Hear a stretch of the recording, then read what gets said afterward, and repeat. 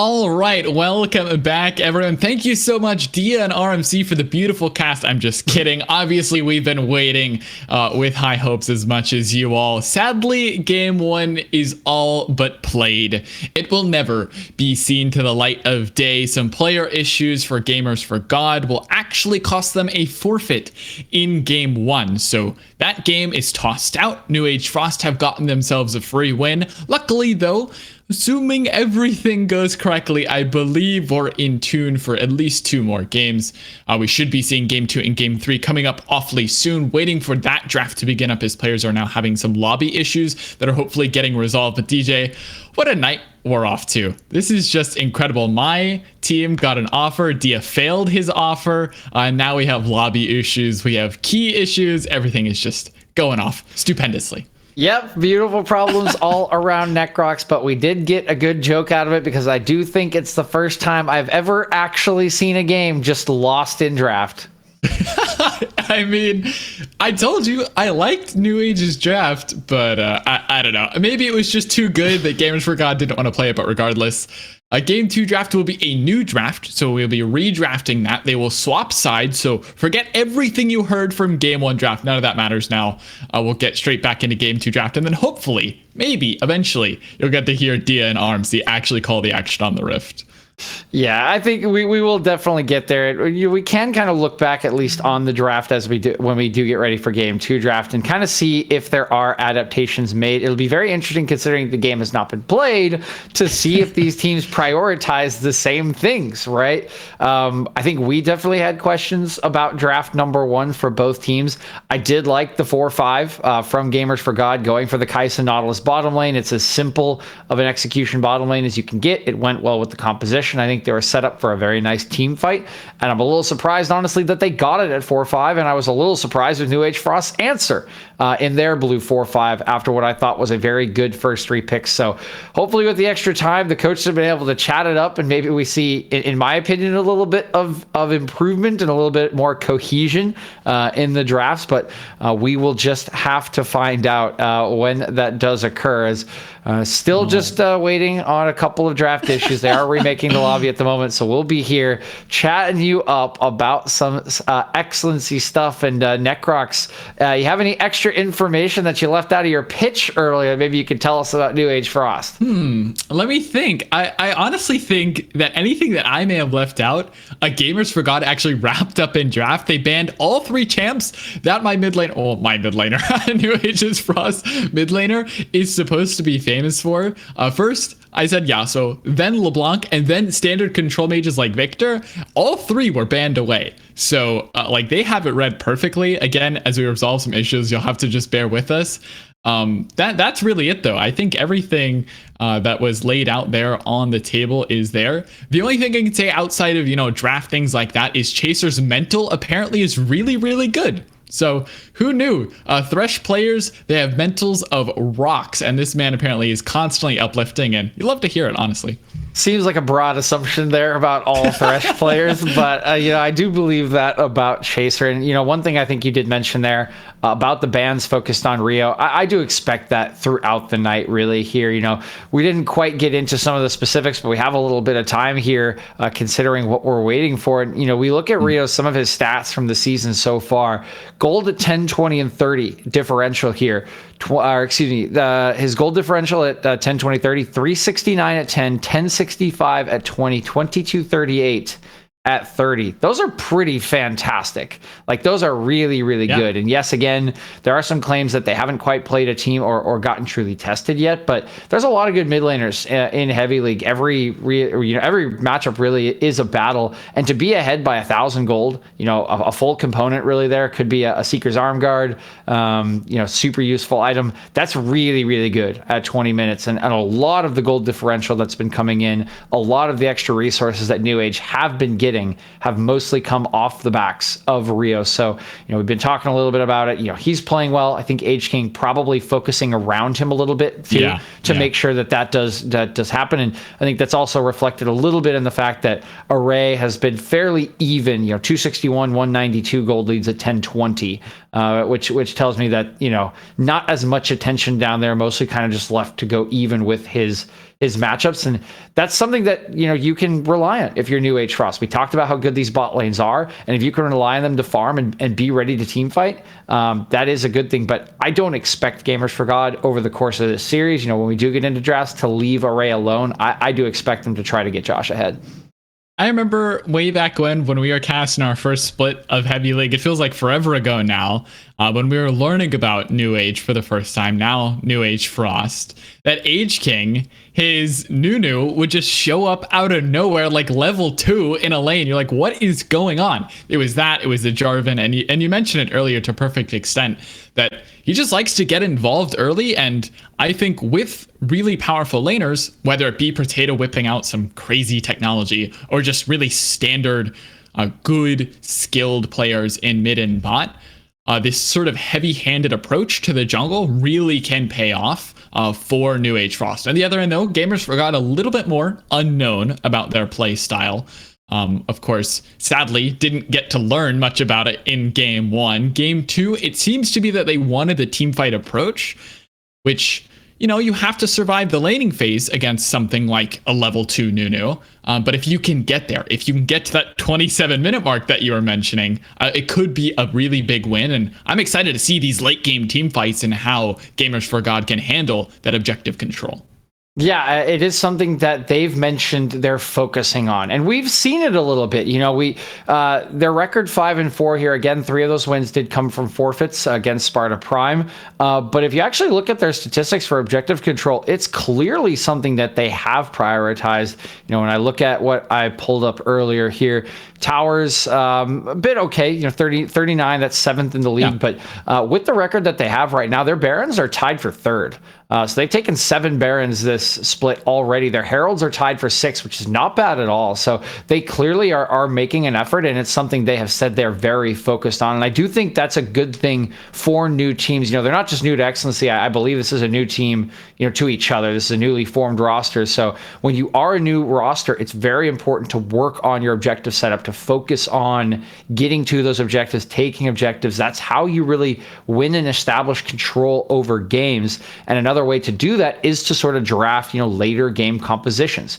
It takes more coordination. It takes a little bit more time to be able to play drafts that really play out for 25 minutes, right? That play for early skirmishing, that require a much higher burden of execution. So I think the steps we see from Gamers for God here are natural, and I do expect them to continue to get better and better. So we already see some positives in their objective control, and with their stated aim, I think, in the right place, I do think we can only expect it to get better. And just like with any new team, I expect them to be a bigger and bigger threat as the year does go on. And maybe tonight's the night that they show they've already kind of turned a corner. Again, New Age have been sort of our 6th, 7th, 5th place team for a couple splits now.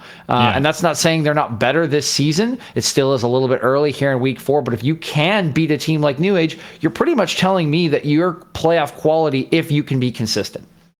Yeah, and Gamers for God are challenging for that spot. It's, realistically, you could say Gamers for God, yes, they could turn things around and really push up the ranks, challenge people, maybe like Lotus, maybe like Glaive even at the top, who flash that fight, teams like those. But in reality, they're fighting for that exact same spot against New Age Frost. They want the playoff berth. That's really all they're asking for. And then seeing where, you can go in a best of 5 series later down the line. Good news for everyone who's waiting for this game to start, like DJ and I are. One team has already readied up for Game 2 draft. Again, a quick reminder, the draft will have to be redone considering we're on different sides, so that'll have to be completely changed up. Game 1 draft really doesn't mean all too much at this point, but we are halfway there. We're almost to the point of the beginning of the evening. We're already 47 minutes down the drain here, DJ, but it feels like we're just beginning to see these two teams fully sort of understanding where we're headed in the evening. I mean, you could see even a little bit behind the scenes here in the chats and whatnot that they wanted to switch some things up outside of the draft. So just waiting to see where it's been going. The biggest question, though, DJ, that I now have to ask you, that is obliged by every casters, you've been watching any good shows, any movies that you saw recently that you'd want to share? Frank, not really. I don't actually watch a whole lot of television, and I haven't watched a lot of anime this season or this year at all. Work in casting, man. Work in casting. I have not watched all too much. Well, I'm also a Genshin Impact player, so I'm on the grind. Yeah, I feel the only thing I'll throw out there is Rotten. It's a documentary series, a docu-series, if you will, about like the food industry. Has been pretty cool to witness how different things are like sort of tied in with crime and things of that nature. Has been really interesting to watch as we're still just chilling out and waiting. All right, now I guess we can do it now that we have all this time in our hands. Let's go predictions. Let's go all the way down through. Let's start with this one though. Gamers Forgot No Age Frost. Forget game one, obviously. The rest of the two games that we're going to be able to see tonight, where are we headed? Do you think it's going to be close? Is it one direction or the other? I know I have my own thoughts, but I'd like to hear yours first. So coming into the day, I probably would have predicted 2-1 for New Age Frost, although I do see a starting timer for our draft here, Necrox. Hey, we're in it. We got it. Predictions be damned. They don't want any of that. I can still give you my prediction for how this is going to go. It might change a little bit after draft. But coming into the day, I think I definitely would have predicted New Age Frost 2-1. Again, a team I've seen consistency out of. I think the stats pretty in their favor. And I do think at this point, in my opinion, probably a more consistent team, but New Age Frost do consistently drop a game per series, basically, even when they are favored, in my opinion, because of the early focus because the sort of early aggressive play style that they do have that comes out of Age King. That is the sort of thing that tends to backfire on you at least once per 3 or 4 games. So 2-1 would have been my answer. Considering they've gotten a freebie here, I think the rest of the series will probably go 2-0, in my opinion, and this will finish 3-0. You know, while you were talking, DJ, I'll be honest with you, I was looking at the bottom and what we're getting, and now at the top, it is literally the exact same draft. I think they're just running the same draft. And they're happy with what they got, I guess. This is not obliged. This is not mandatory. They could have changed things up completely, but instead, we're getting, you know, Mark II of just something in reverse. It is New Age Frost again, going for that Varus Thresh bot lane aggression, yet safety. 5 seconds. I saw Nocturne. That would have been something different, but I think they're not having it. Gnar. Maybe in a different order, or they could be thinking about something different. Gnar locked in. Do we get the Renekton? Do we get the Nocturne? See, come on, Gamers for God, give me something to talk about here. We've seen this draft before. We gave you all of our thoughts. Yeah, I mean, to be fair to them, you know, it's hard to make adaptations after you don't play a game and you don't see the things that could, change. But okay, here we go. Gonna go with the Kai'Sa early. They don't want to band away this time. That does make a little more sense here. I think maybe recognizing what you were saying, don't get both of our solo lanes counterpicked this time around. Instead, just going to match the AD carry. This is likely going to lead to 2 support bans, and I would actually expect the Nautilus to be banned this time around, considering the Kai'Sa is already locked in. So I do think that option will be taken away, which is a little unfortunate, because again, I thought that was actually a pretty good R4, R5 from Gamers for God to round out their bottom lane. But we do see the Sylas come back in. This is actually a nice adaptation here from New Age Frost picking this now, because Sylas can be flexed both mid and top, and now you can do whatever you want with those R4, R5 counterpick slots. So I actually like the fact that this comes in here early. I think this gives them a little more flexibility at the end of their draft. Yeah, and I enjoy what's happening, but it's not all too different. It's just in a different order, right? And that's because we're headed into bans now. So the things that were selected earlier that may not have been as high priority, well, I guess this is the adaptation they wanted. Galio is actually going to be taken off the board this time from New Age Frost. This is the first thing that is objectively different, not just slapped in a different order. Last time New Age Frost decided to ban the Jinx and the Lulu both. This time the Galio is taken off the board, so even more of that follow-up, even more of that big engage follow-through potential is taken away from Gamers for God. Same formula, though, here from G4G. They want the LeBlanc out. I could only expect Victor as well, but Nocturne is taken off. So New Age Frost really want to deny the engage potential here.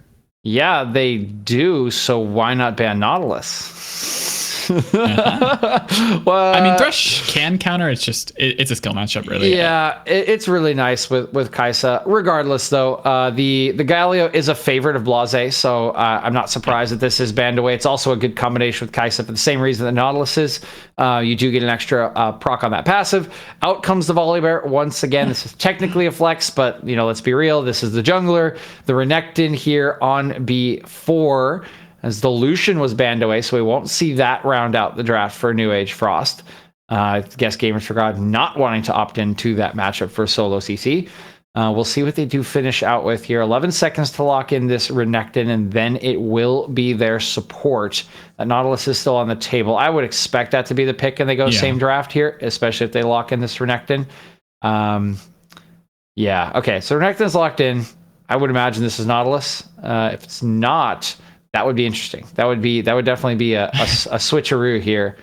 I mean, after a couple extra bans, there's nothing that you see now that you didn't see before that you wouldn't want to take the Nautilus. So it wouldn't make any sense not to have it.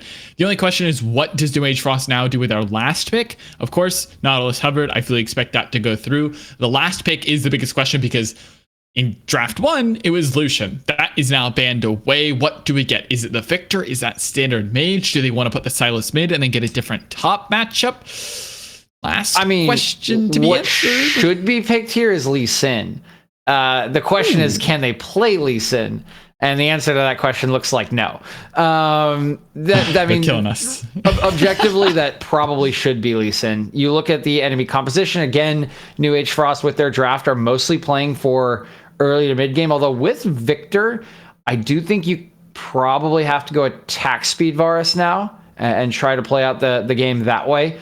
You have a lot of AP on this team with Sylas, Volibear, Victor. You need some real 80 threat here. I think the Varus has to be attack speed now. And you do have a little bit more team fighting. But honestly, I do not like the Victor pick there. I really, really don't. I think the composition is a little bit weird here for New Age now because you've got part of your team that really wants to go in and you could do the lethality Varus and again play for mid game, and now you have a part of your team that wants to do nothing and scale for late game and fight 5v5. And again, I don't think you want to fight 5v5. Yes, the Victor gives you a better 5v5 comp. I still think it's really hard. It's really hard to play an immobile carry, even with the Thresh, into Gnar, Renekton, Nautilus. I don't think there's quite enough peel to get these members off, particularly when there's a Morgana on the enemy team. She just presses Black Shield, and suddenly half of your peel just disappears, right? So I think this is really tricky for Array, and it's going to be a big challenge for him in fights to stay alive, and it will be incumbent upon him and Ryopkers to really carry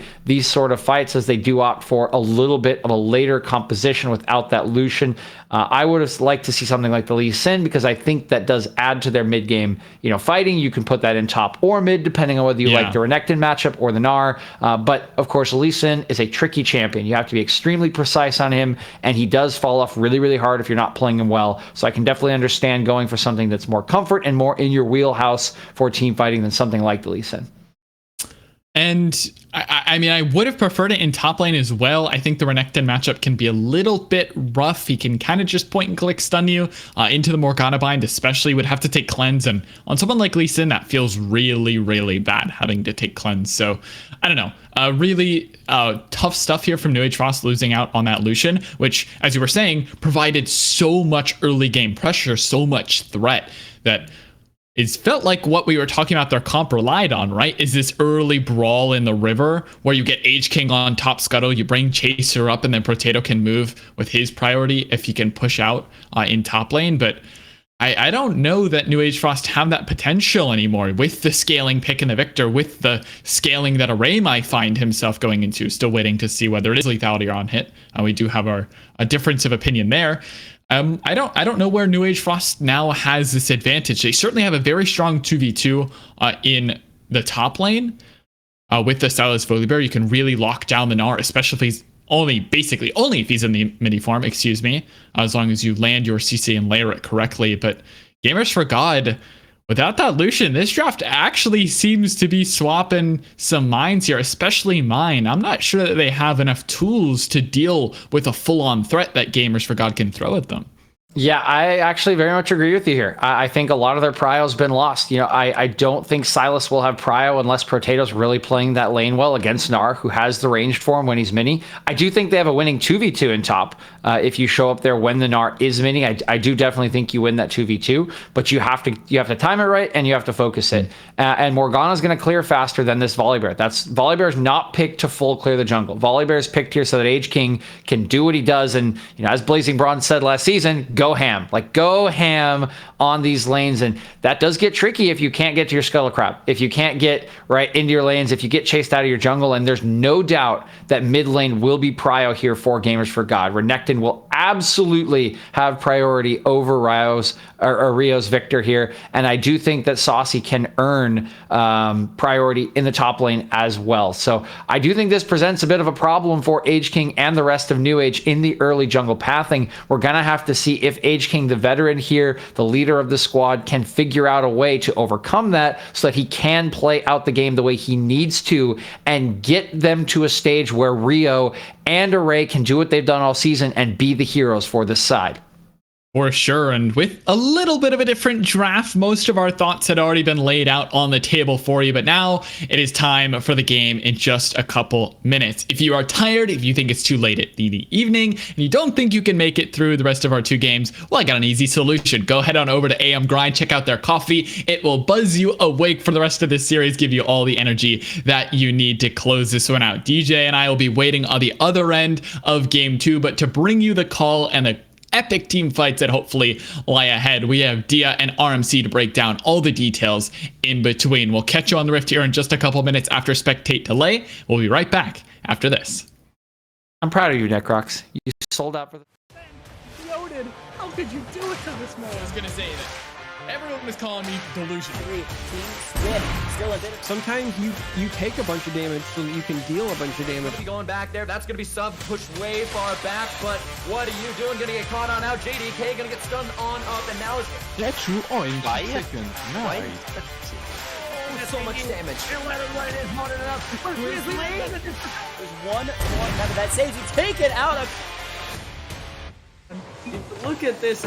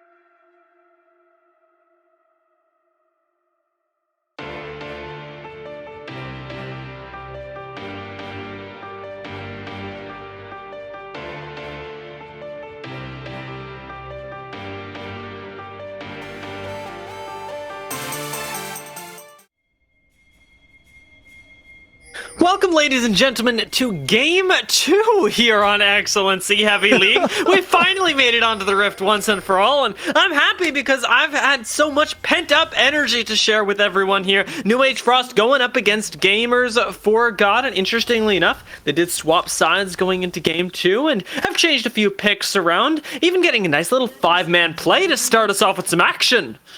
One pick changed. Oh, was it? Oh, never mind, Array. Instantly gets the hook there, and that's the power of the play. The Dark Passage not going to be taken as the root does connect. The stuns are enough, and that's Joshi getting a kill. To be fair, I don't think that one change in pick Dia made any difference whatsoever. It was Victor for Rio coming in. Chaser. Is this going to be kill number 2 here? Because Chaser looks like he's in trouble. Does end up burning his own flash that Array chose not to there. Still did go down with the flash and the heal up. So we'll have those summoners for the lane, whereas Chaser will not. But I think this is going to impact us in a lot bigger of a way.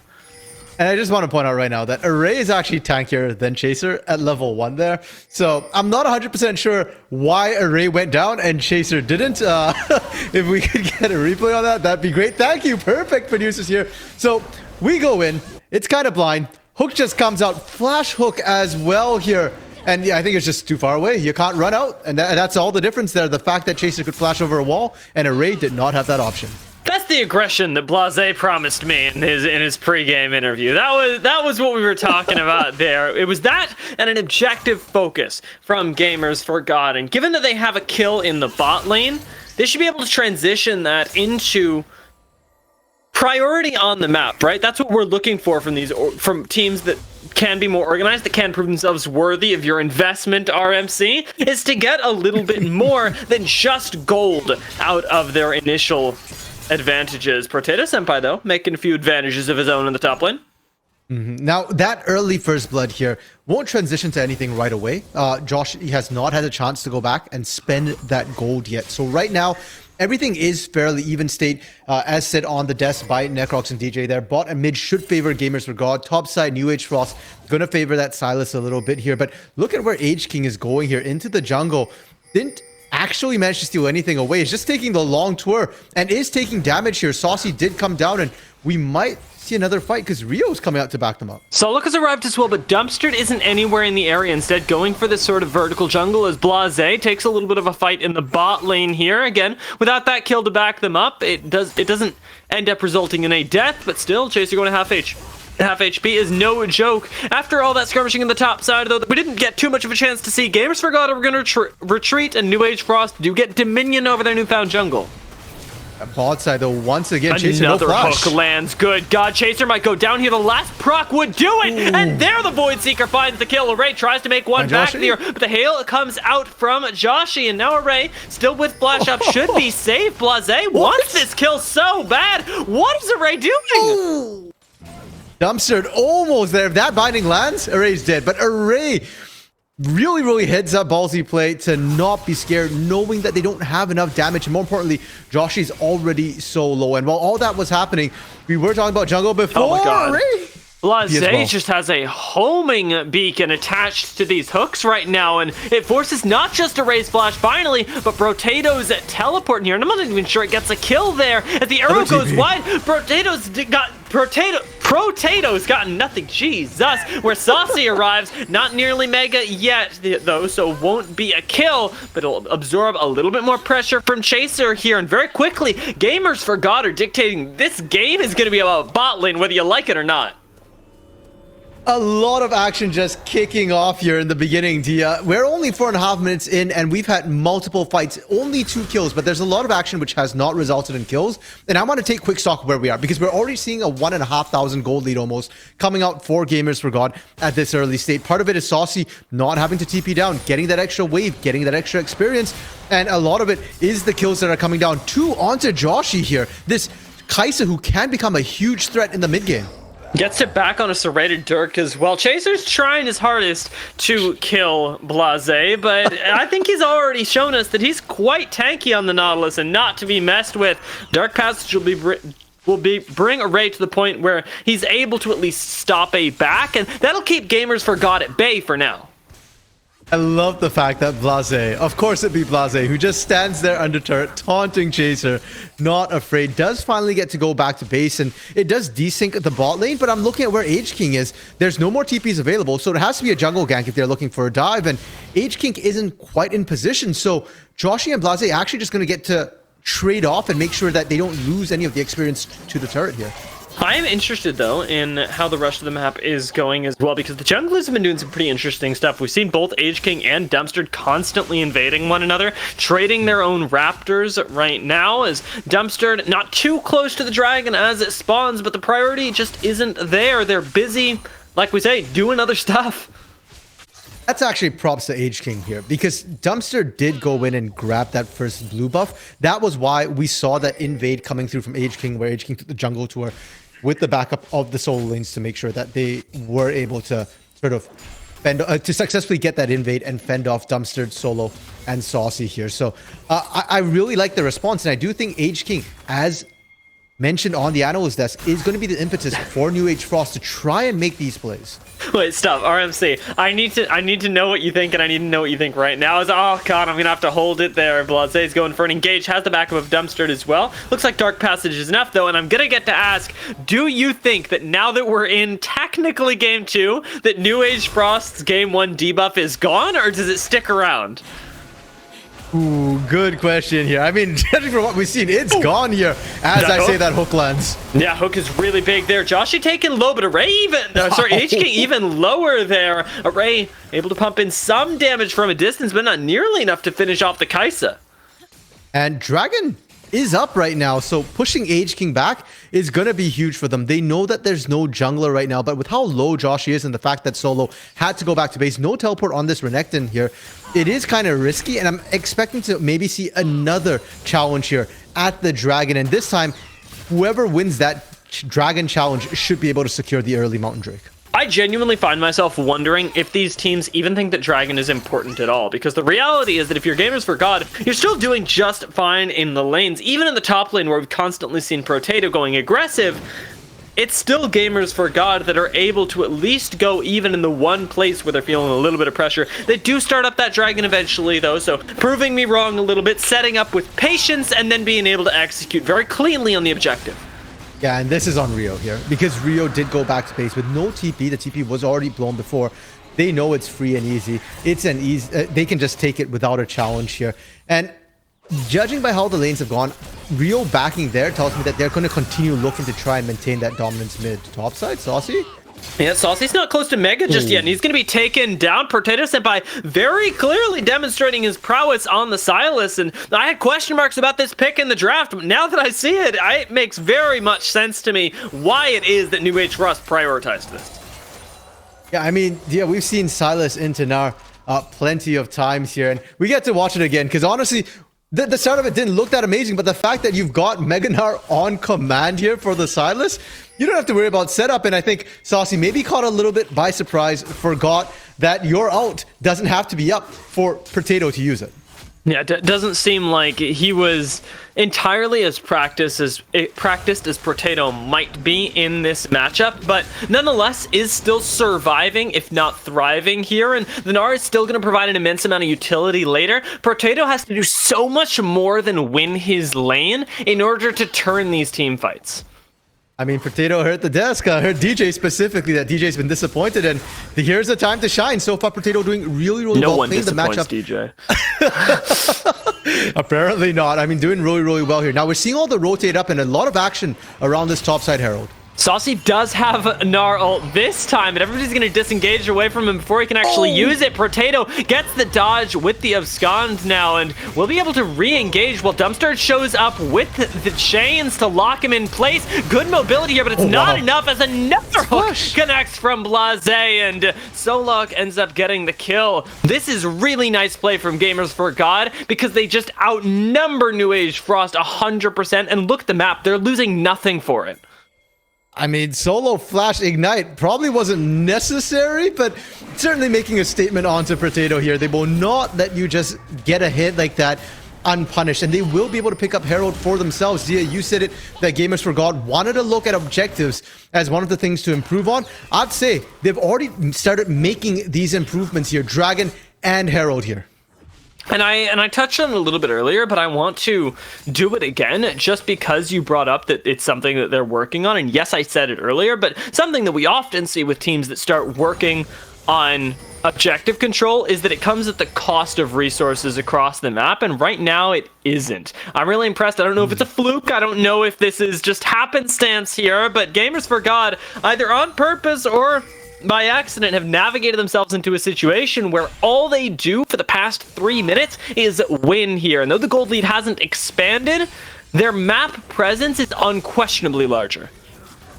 They're always seeming to be the first ones to the move here. But yeah, for the side of New Age Frost, I am a little bit concerned about this solo lanes. The fact that Saucy continues to have to be very, very careful here, will continue to lose those trades. And mid lane, the fact that Solo has not been winning this. It is Rio who's kind of been winning out that lane with the range advantage, completely unpunished so far. And I think that if we see a longer lane, we get a lot more attention from Dumpster, and maybe things like that change. But it's sort of the age-old problem of Renekton needing to get ahead in lane, or basically just be a worse version of anybody else that you could have picked here. Seems like it might be the issue this game, but I postulate, and I want to get your opinion on this, whether that's actually true, because he's got Dumpstered with him this time, and the idea that Renekton can be peeled isn't going to be so easy as it might seem initially. Yeah, I think once the Stride Breaker comes through, and I'm assuming that's what is Solo's building towards here, then things get a lot dicier here for that victor. While the Gravity Field is all great and well for trying to disengage, it does have a bit of a lag time topside. Saucy, ooh, flash. Oh my god, gets caught by that again! Potato, what is he doing? It's just gapping top lane! Too clean! Yeah, it's just way too clean. I mean, the flash comes out, and normally Flash kind of heralds the end of a play. It's just like, okay, Flash, somebody got out. We'll have to burn Flash, and Potato didn't have his, but doesn't matter. Is able to connect the chains there, and just really, really well played. Blase clearing out the ward. Rio's in a lot of trouble, though. Does have that flash, but the CC is just too much. He literally can't move from beginning to end, and Solo picks up another kill. So it might not be winning CS, but hey, you get enough kills as Renekton, it probably doesn't matter. Yeah, and so far, I mean, we're talking about Potato doing well. Solo's matching here. 2-0-1 for Solo against Potato's 2-1. And bot side, Joshi still has those 2 kills, still has the edge as well in this bot side. Herald now dropped. Dragon about to come up. Everything's still hitting Gamers for God's way. They're getting a Rift Herald drop in the mid lane for some cash. Blase is sitting in the jungle, just throwing hooks left and right. He's not got a care in the world here, and Gamers for God don't look like they do as a whole. 2,000 gold now. The lead has expanded ever so slightly, and though it may not be the snowball, the dominant snowball that you're used to, this is still very much winning plays, and more so it's controlled. I know that I alluded to this when we were doing the Shark Tank pitch earlier, but I really do believe that the low kill, fast-paced games from Gamers for God mean that they're playing their games with intention rather than unbridled aggression. I completely agree with you there, Dia. If they can win this. Now, Saucy is in a bit of a dangerous position. H-King was actually hovering around there, and I actually expected H-King to stay around, because if they push that wave in, Saucy got back to lane, no rage bar, would have been killed, but instead, no, this is exactly what we feared, though. What? You see that stun into root, into black shield, there's nothing Rio can do, and that's the second time in a row he's gone down without able to press any of his buttons. That wasn't Potato coming down for vengeance, though, and I'm sure no black shield. No black shield now, and chains do come down. Chains of Corruption thrown out by Array as well. Do only get the 1 kill. Well, the box ends up being used. Saucy teleports in and very quickly gets chunked out here. Has to disengage before the Meganar comes up. So teleport netted as an advantage for New Age Frost, and they even up the kill score. It's not bad. More importantly to me here, Dia, is that New Age Frost, that is, I want to say, their first proactive move here. The fact that they sent Potato down. All the other kills have been coming off Potato kind of just 1v1ing and winning the lane, or, you know, off the back of a Dragon here, and they're late to the party. But this time, they move down with intent, with purpose, and they can leverage that strength. You saw how quickly Potato took down Dumpster there. They go bot, it's the same thing. Oh my god, Blase and caught on a little bit of vision here. Gets played back there, and that's likely a dead Nautilus. Solo is thinking about roaming over to help him out, but you give this one up, you take the tempo on the map here, and Blase is actually absorbing a lot of time. This is crazy. He's going to be able to get into the base as well. Like, what is this run around? There's a flash! From Array! What's happening? He's even burning more time there. Might be able to get out of the base, although with the shield, doesn't have it just yet. Array is going to end up picking up the kill. Thank God, because he ended up flashing for it. But New Age Frost, they play that super weird. I'm sure the entire team's thanking God right now because Blase bought them so much time. They got first turret in the mid lane, and Joshi got entire wave bot and turret damage. That's huge for the side of Gamers for God here. They'll be more than happy to take that trade. And again, they're losing kills. The kill score doesn't look too far apart, but they have this control. Herald coming up in 20 seconds here. Dragon in 2 minutes. If they want to continue their dominance, I need to see their players start moving up towards that top side of the map. Gamers for God have yet to lose an objective so far, so ideally this is just going to be yet another Rift Herald going to them, especially if Dumpster pulls off this gank, and he's got Blase in his pocket as well. Potato wants to turn this as the Black Shield goes down. The binding does connect though, and Saucy gets to get his Rage Bar up. Huge Gnarl doesn't connect with 3 into the wall, but does connect with the 3. Saucy ends up giving the last boomerang over to give the kill to Dumpster, and Age King has to disengage. Gamers for God, they know what they have to do. Seems like Potato, though, doesn't know what their win conditions are. Isn't aware of what the enemy needs to do. Yeah, I mean, to be fair to Potato, you had Age King coming up. It was just too far away, and you can't make those sort of plays without adequate vision. They didn't have any vision in the river, and that ultimately cost them here. Herald being started up, they can't see into the pit, but Age King going to be walking right up into this one.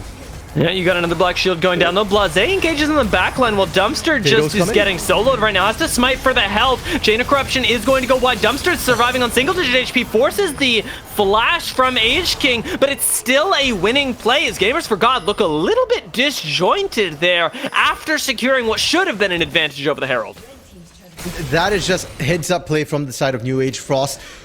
Potato goes back, buys the Everfrost, comes in, uses it immediately to great effect, and the chain CC Solo got into the fight, and that was kind of it. You couldn't do any damage here. For the side of Gamers for God, they've got to respect that sort of play. They don't actually lose the Herald because New Age Frost isn't starting it. They want to go for the turrets instead here, and they should be able to get this mid lane turret. Everybody's way too slow coming out of base, won't be able to contest that, and off that turret as well, they can rotate for drag. Look at Kaisa. Oh my god, Josh, please. I just need Josh not to die right now. He's basically the entirety of the game plan for Gamers Forgotten. The same goes for Potato. In this top lane, the Silas is basically the entire composition right now. They live or die by whether Potato can execute in the fights. Right now hasn't been a problem, but we'll see how it pans out as Blase goes for yet another fight. A guy just hooks on cooldown right now. It's costing him his health. Josh goes into 4 members though and gets chain CC'd, has to flash away while Potato solos 2 members in the backside. Finally he goes down though. Josh is still alive, but the members advantage is in favor of New Age Frost. No dragon contest. Looks like it's gonna come through from Gamers Forgotten. They're gonna give up their second objective of the game. I just have to question that engaged you. You weren't ready for that fight. You weren't set up here. They did have vision. That's good, but just everything else after that there. Saucy wasn't mega. The big outs were up. Chaos Storm's up and you're fighting in a choke point like that. That was just asking for trouble. And now they've lost that dragon here.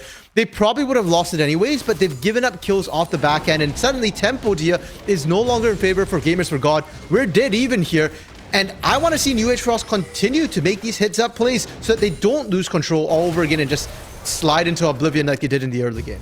And on the other side of that, I love Blase, but I want to see him rein it in a little bit because that's literally 2 fights in a row now, back-to-back, that we've seen him go for an engage that by all means is fine, but he's on a totally different page from the rest of the team. And if you're going in as one and the other 4 are going, we need to play this a little bit slower, you're the one that has to adjust.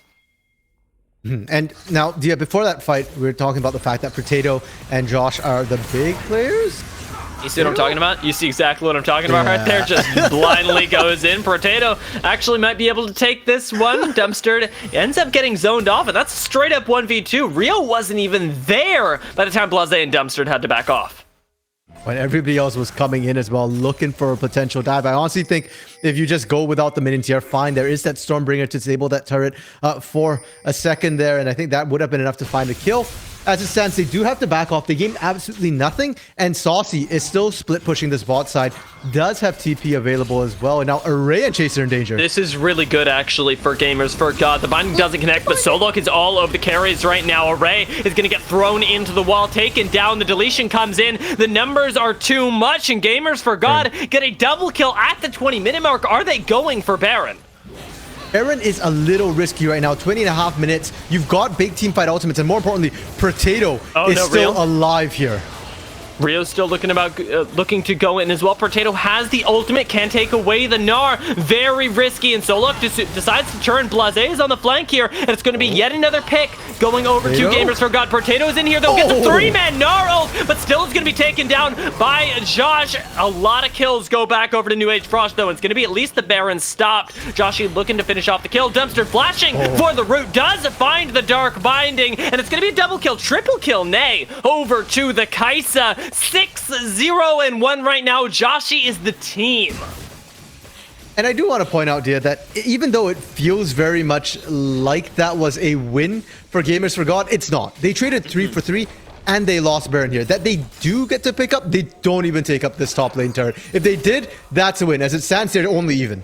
You're not taking this fight, are you? Not into the 6-0, Kaisa. You've got to land a hook here, but the Black Shield is already down. Joshy gets another kill for free here, and the teleport might just be enough to stop it. Trying to get away here, just barely whiffing that Frost Pulse.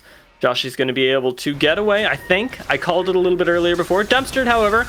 We'll see if he can burn as much time as Blase. We're starting the timer now. And it doesn't seem like it's going to be so. Unfortunately, as CC's going to connect. Wait a minute! Wait a minute! Dumpster, the fancy beat! He's fine. He's fine. He gets out. He gets out. He's out. He's going to collapse. No, he's out. He's out. He's out. He's out. Well, yeah, he's out and back at Fountain. That's all it is. Yeah. Baron is still on the table. These teams have been scrapping around it, all around it, but not actually at it here. And I think the teams need to calm down, reset a little bit here. Wait for everybody to be up, and then look for a pick. Dragon coming up in a minute as well. Dragon gets bursted down a lot quicker here. So they do just want to wait for that and go for that as well. I think whichever team gets to the Dragon first should be able to secure it. I would tend to agree. So much of this is going to come down to not just who gets there first, but whether I want to say who's throwing out the initiate. And oddly enough, counterintuitively, I feel like the person or the team that initiates is likely going to be the one that goes down. In the top lane, though, we are getting a little bit of a different story as the team that initiates ends up getting a pick in a 2 versus 1. 42 seconds left on the Dragon. Let's see if they can repeat that performance. Going for Baron again. It's better this time. There's no TP on Potato, so I like where they're at. And look at the vision they've set up. There are no blind spots. They know exactly where New Age is. The question is, Age King, can he be the king they need at this point? Smite steal this away. Let's see if he can do it. He does have a level advantage. Goes into the pit here. Gets the steal. Age King. And he gets away with the Dark Passage as well. On top of all of that, New Age Frost are going to get a pick. And they're now not only in the game, they're not only even, they have an advantage. There was only one way that Gamers for God loses that, and it was precisely that, a Smite steal away here. Now they're just rotating for Dragon, and you can see that for the side of Gamers for God, they don't want anything to do with the Dragon. They're demoralized at this point. Yeah, you can't do anything about it here. Second Infernal is going to go over. Let's take a look at how that happened, though. Age King goes into the pit, 960, 930, and an instant smite as it hits 700 health. Gets Age King right away with the Dark Passage as well. New Age Frost were ready for that play, and Gamers for God don't feel like they gave the jungle the respect that he deserved, because that counter jungling, the levels that Age King had really paid off there. Dumpster didn't smite. Usually when it comes down to the smite fight, it's kind of a nerve deal, right? Like you get close and then you kind of hit it. And yeah, Dumpster just didn't even do that. So the communication a little lacking there. They will lose a turret for their sins as well. But it's still not over. Baron is great for pushing and taking turrets. But Gamers for God has actually won the last 2 fights. We have to remember that while New Age Frost has been able to salvage those fights, they actually did lose the fight. So the Baron buff might put them about equal here, and the next fight's going to be a lot about execution. Who can actually get the proper initiates off? And for that, I'm looking at Blase and Saucy for the side of Gamers for God. And for New Age Frost, I'm looking at Potato, because Potato has been on point with these Gnar ultimates that he steals away.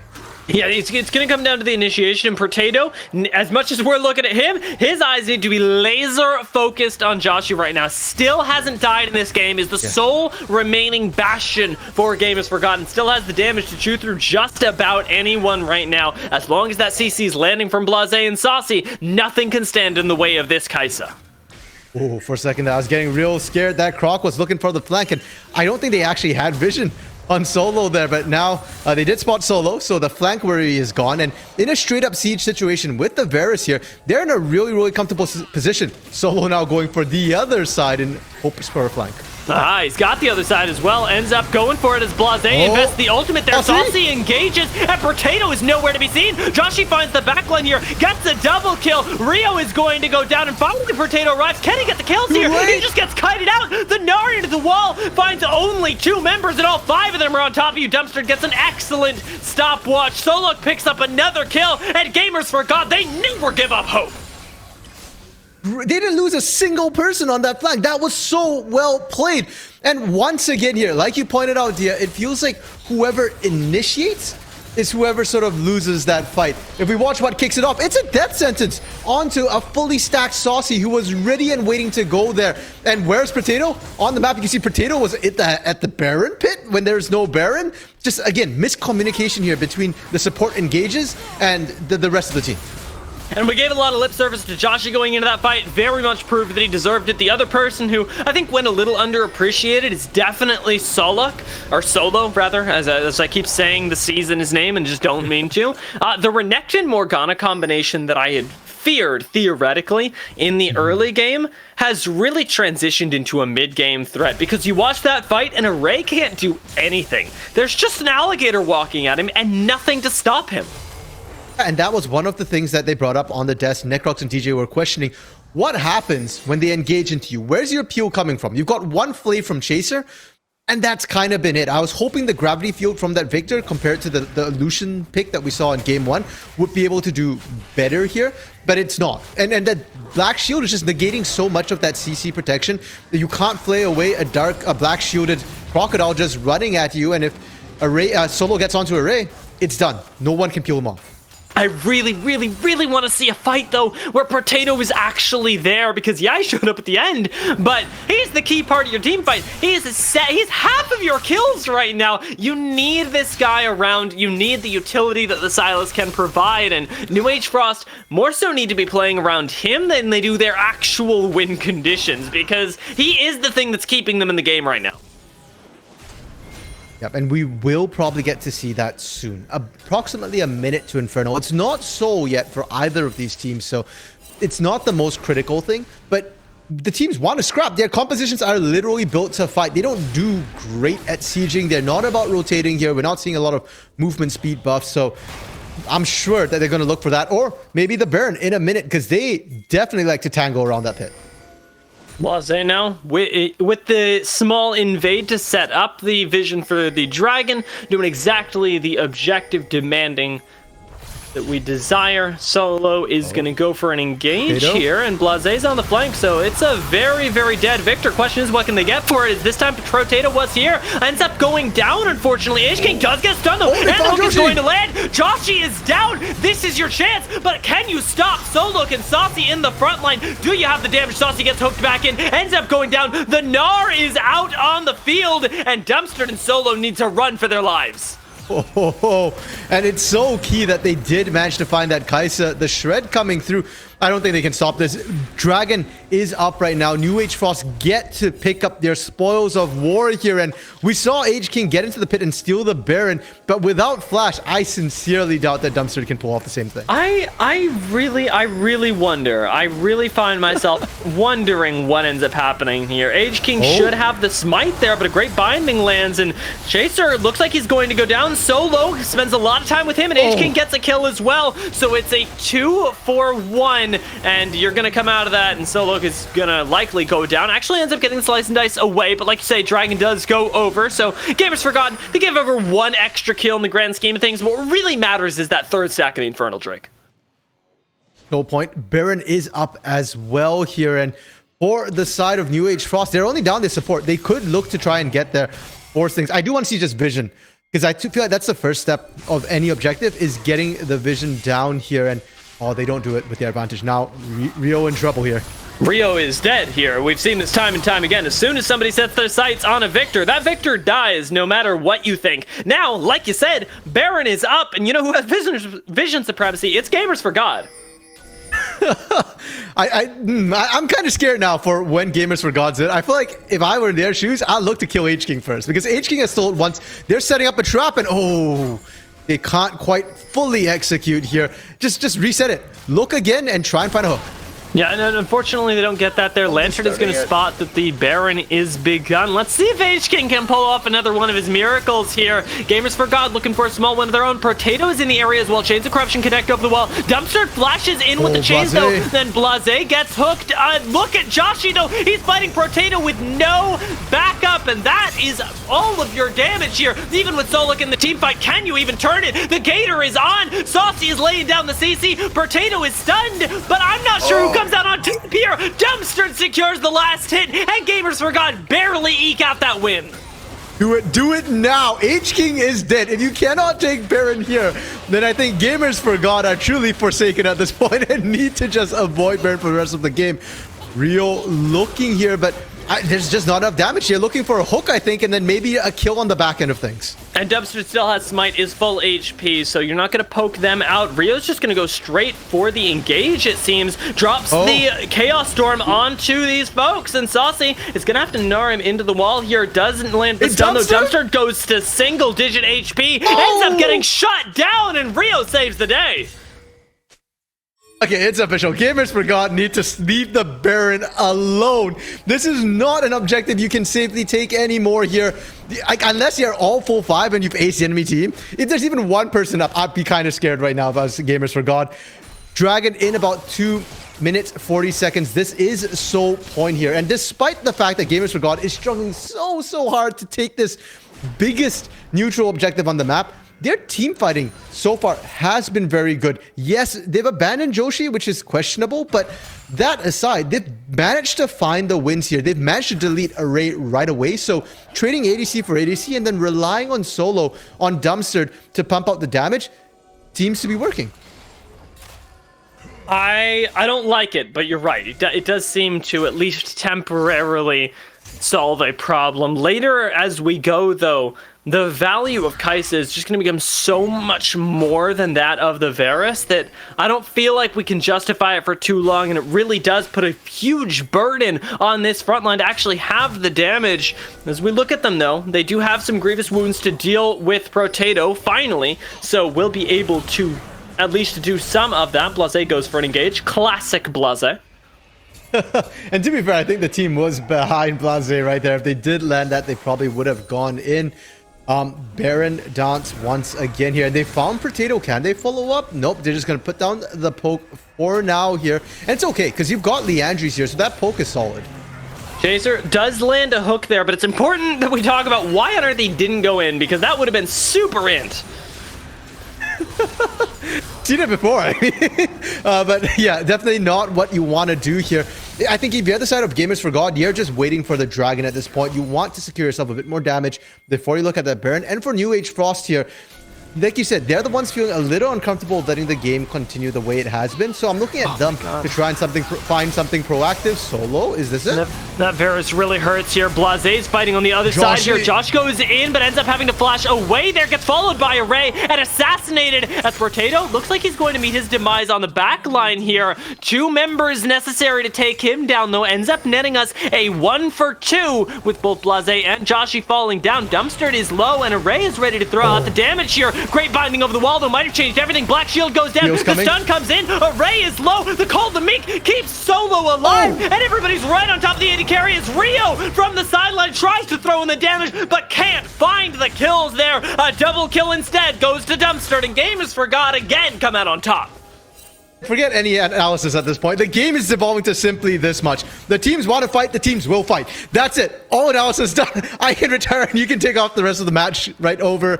Because, yeah, that's all they're going to do here. They do win this. Dragon is up. There's nothing else to look at. Do your Dragon first here. Take your Spoils of War. And the next Dragon is going to be sold for both teams. Yeah, this Drake, though, provides some really nice damage for Gamers for God going into the next fights that I think Josh especially really needs right now because he's so close to closing out a lot of these kills, but even with Collector, can't quite seem to seal the deal, and if he lives, it's a totally different fight. It's a fight that Gamers for God wipe. And to be fair, I think Rio used that Zhonya's perfectly there, right? There's not a lot of targets left for Joshi here. Do you go for the Silas? We've seen that happen before. Joshi doesn't win that. H-King's too tanky, Chase is not the right target. You've really only got Array here, or Rio, if that Zhonya's is down. Zhonya's will be coming off its cooldown fairly shortly here, maybe about 20-30 seconds, so that window already closes once again. Yeah, right in time for this next fight. I want to see Josh play the fights a little bit more patient here. Don't go in on this, for example. It's a good start. Credit to Dumpster as well. Dumpster's been landing a lot of these Dark Findings, and that's why we keep looking at it going, oh, you know, it looks like they're kind of baiting, like, or it's bait here because it looks good when they land the hook. The poke, like I said, will stay. It is Leandri's with that Morelos here, so they're fairly comfortable. And I do want to point out that the piercing arrows from the side of Array here are starting to fall off a little bit. Yes, you went lethality with that Duskblade. You've got that Mirror Mana here, but it's not the full lethality build, and it's not the full damage build. And kind of going hybrid like that is hurting the poke damage. Saucy is grouped up with the team, though, and this is an interesting call from Gamers for God. They don't want to play the side lane of the game's chicken with just 4 people. They want to start with 5, force that teleport, and right now, that Baron is starting to go down. Teleport is invested, and they get to back off for free with a summoner in their pocket, and they can look to run that play again and again. Look at where Solo is. Solo is flanking on the side, has found Rio here. Oh, Lord, Rio. Remember, he does have that Zanya's backup. Gets the Dark Passage instead here. Front to back is started off. Potato finds a 3-man ult, but Blase in the front line is zoning everybody else off. Potato is dealing with Dumpster, and Josh gets deleted there, while Solo continues to fight over here. Not going to be taken down by any of these puny damage dealers. None of the carries today are going to have a good time, and it is going to be another team fight won by Gamers for God. They don't end up turning... Oh, no, they do end up turning onto the Baron. I thought they were going to take the base there. Honestly, I was looking at take that turret first, fall back, you can leave the inhib up. But the most critical thing in that entire fight, Dia, is that Joshi lived.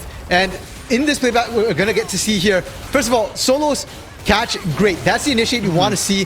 The Zhonya's getting not quite forced out, but at least they have to be scared. But watch Joshi here. The fact that Joshi doesn't go down, Black Shield comes down, Potato doesn't find the kill, allows them to win this fight and turn and pick up the Baron this time without being contested, will allow them to push more effectively with the Baron buff.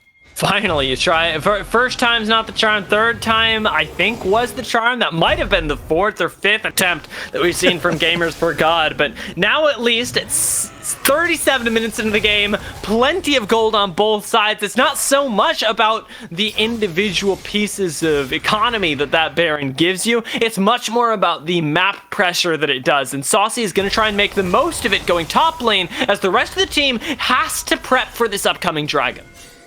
Now, Saucy is a level up on Potato, but I'm still not giving odds to Saucy in winning this 1v1 here. I am actually still a little bit scared about how this goes up with that Baron buff. So the nice thing, though, is that Potato does magic damage, and Baron buff is particularly effective against mages and their magic damage here. So for Saucy, you're not necessarily looking to be pushing super hard.